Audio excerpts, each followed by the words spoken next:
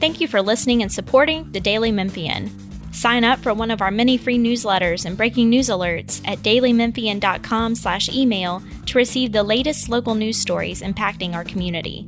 Our weekly newsletters cover everything from sports to arts and culture, business, food, and more, along with daily updates of all the news we publish each day. Sign up or manage your email preferences at dailymemphian.com/email.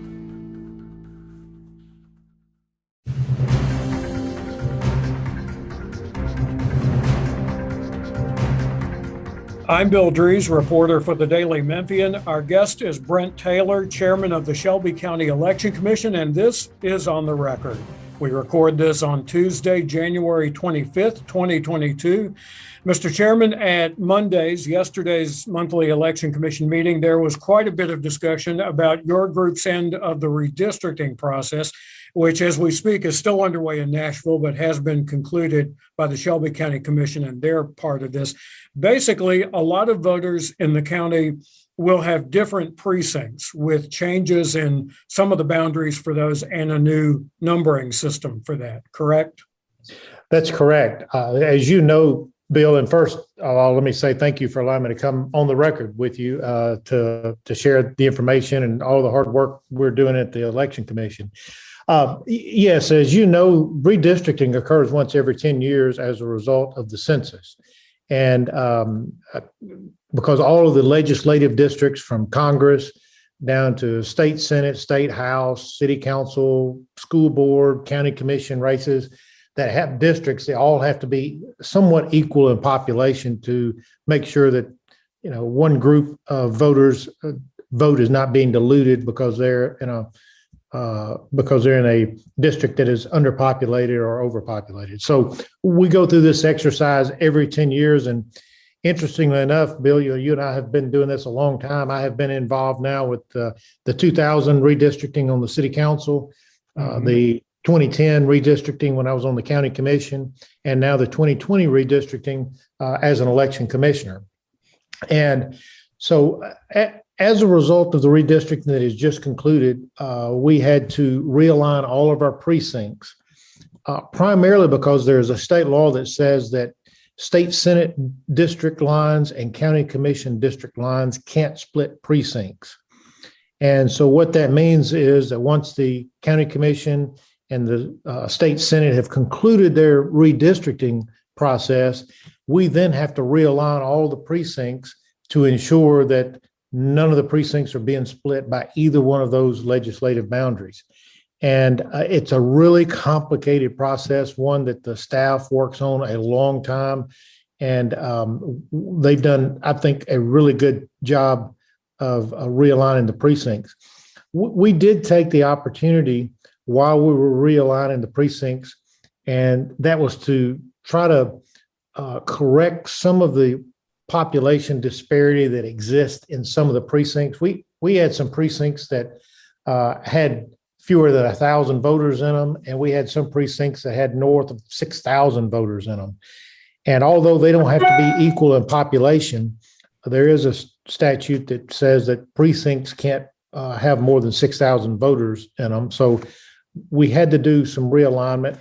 We eliminated some of the precincts and reduced the number of precincts there are countywide, and tried to make the shapes a little more logical, if you will, so they try to get them as square as possible and where the voting location would fit, in the center of that voting precinct. Mm-hmm. So we have accomplished all of that. We have a little bit of cleanup work we have to do as a result of the state Senate districts having just been approved, but we're going to be working on that in the coming weeks.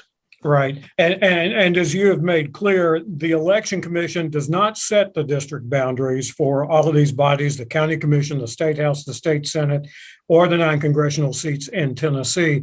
But those changes made by the County Commission and the Tennessee legislature do cause some complication when it comes to precincts. So while this is still an ongoing process, it's heading toward the finish line pretty rapidly, there is a list that you're forming of some tweaks that you want the county commission to make to its districts. And it's a lot of talk about changing the district lines that as they stand now, leave a finger of turf attached to a district and things like that affect in some cases a particular street of a few blocks or so, and it's kind of just hanging out there, and it's like, well, why is that out there? So go a bit into that, if you will.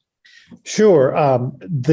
You're right. The county commission, as they drew the lines, they drew the lines in such a way that there are some areas of the county that once we apply our precincts to, that there are pieces of precincts that are being split by a county commission district.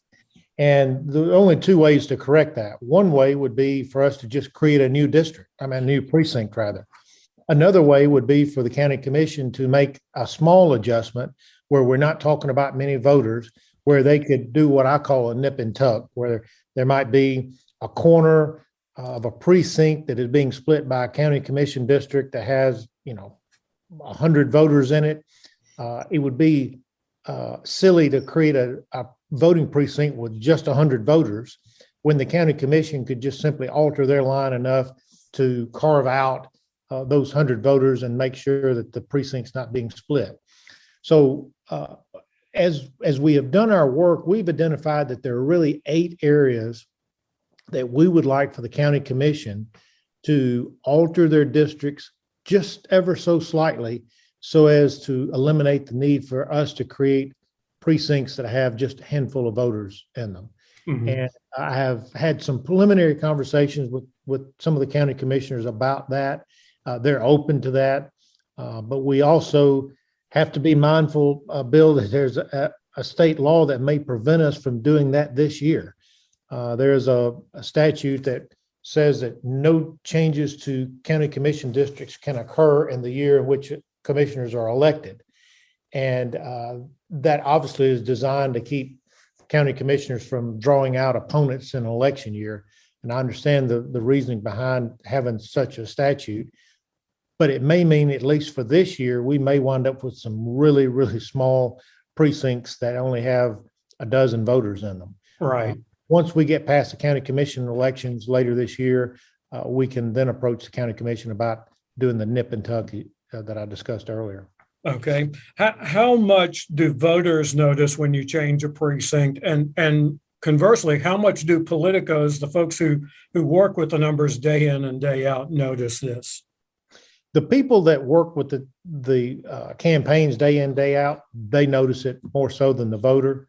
Once we complete this process, all of the voters whose precincts have changed and their voting location has changed, they will receive notification of that in the mail from the Election Commission. And that would be the voters' first notice, if you will, that something's changed. It probably will mean that their voting location has changed. And they, as we get into the campaign seasons, obviously the county commissioners and school board members and state house candidates and state senate candidates, they will all make sure that every voter in their district is aware of whose district they're in. Mm-hmm. And so we rely on the campaigns really to do a lot of education of the voters in that.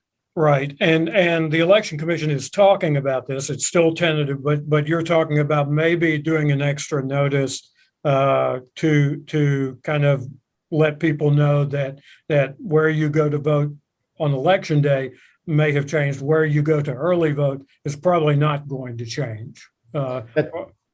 That's correct. And we will have the same, early voting sites. I don't anticipate there being any change to early voting sites, but their precinct, their election day precinct may change. And if it does, we will notify them by mail from the Election Commission to notify them of that change. Okay.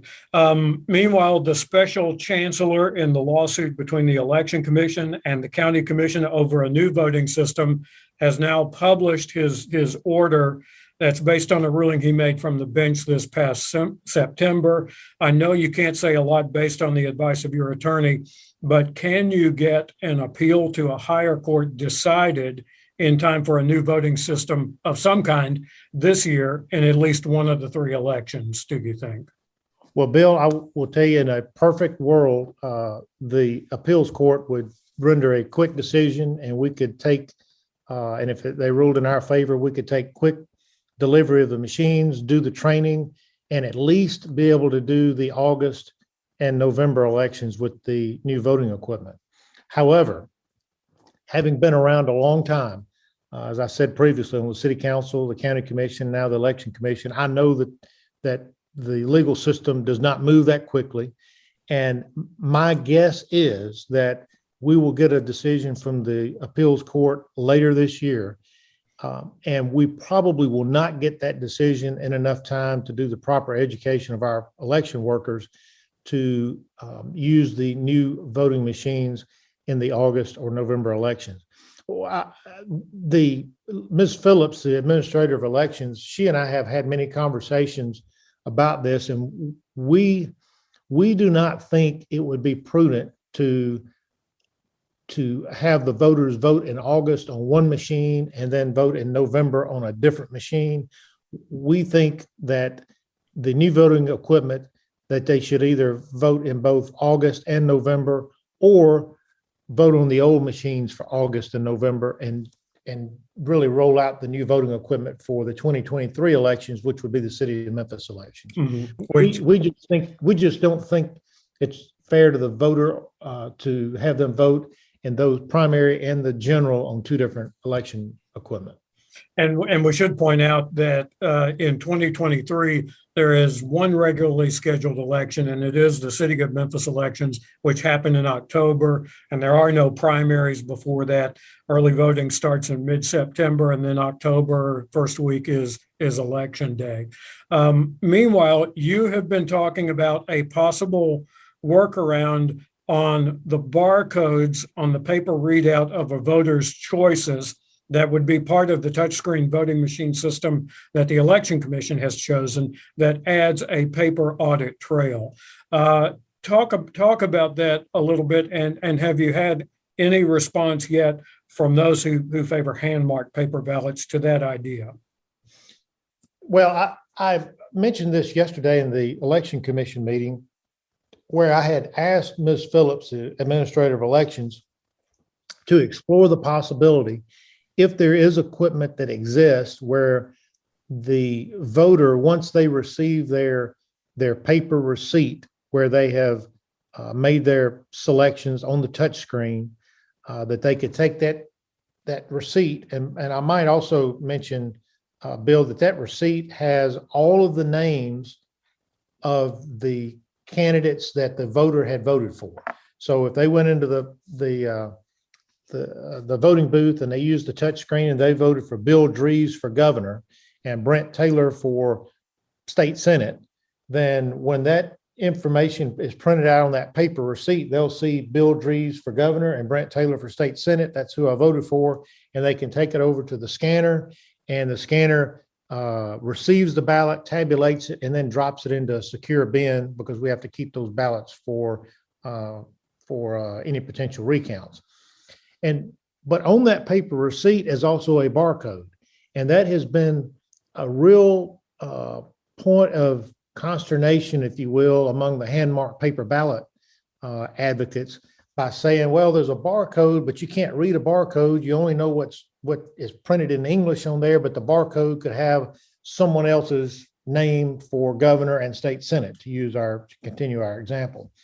So I asked the Administrator of Elections if she could explore the possibility of finding a scanner that the voter could then take their receipt with the barcode and the names that are printed out on the paper receipt, take it over and scan the barcode and verify that barcode reads exactly like the names that are on the paper receipt before they go and put it into the tabulation scanner.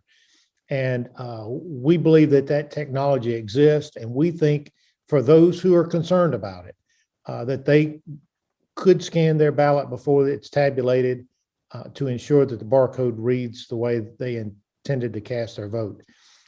As for advocates of the hand-marked paper ballots, I have not heard directly. I've seen some comments on social media that they don't believe that is sufficient. And quite frankly, I'm not sure that there's anything short of hand-marked paper ballots that those advocates that are supporting hand-marked paper ballots will support. That's fine. If they don't want to support our efforts to try to minimize their concerns, I understand that.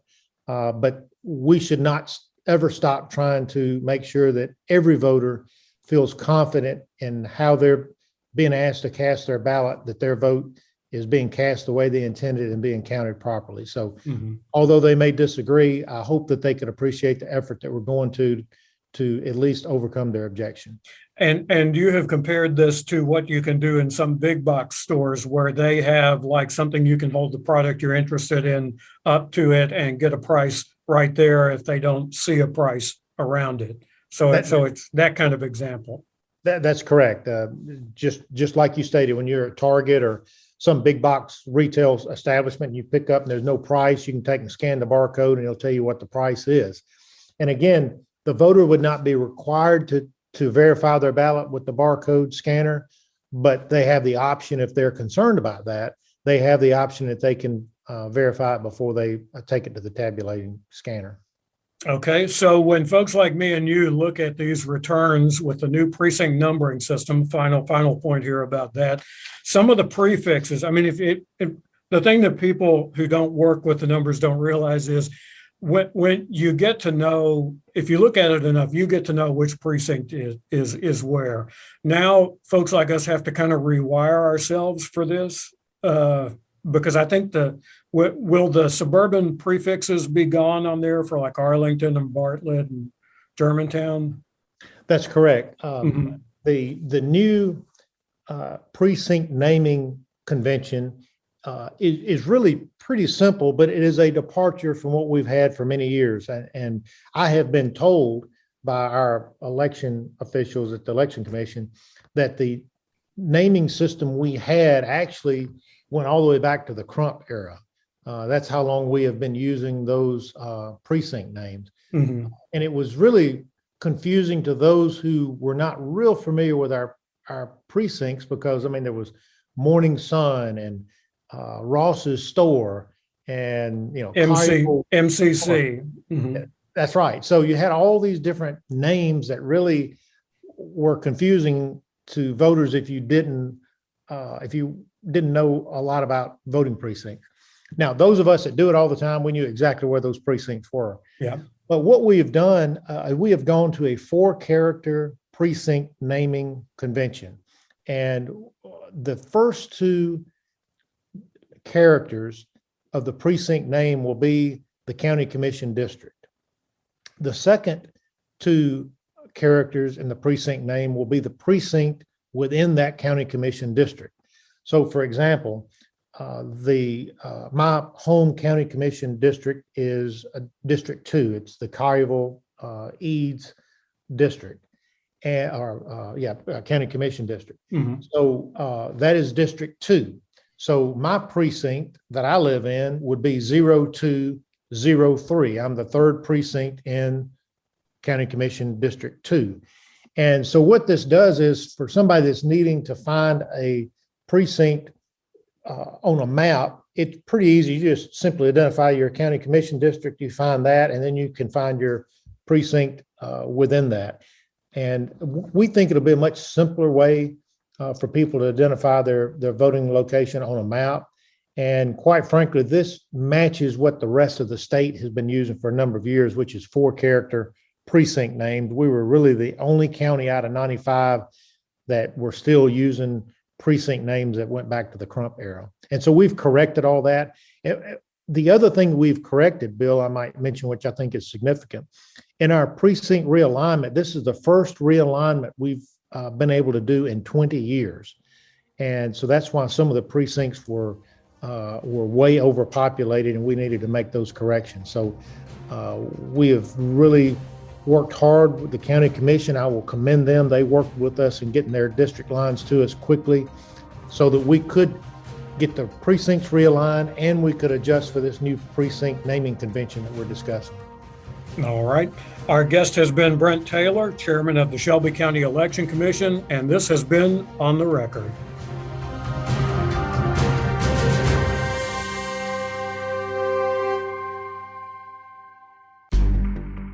In-depth journalism in the Memphis community, the Daily Memphian is of Memphis, not just in Memphis, and seeks to tell the stories of this city. TheDailyMemphian.com. Truth in place.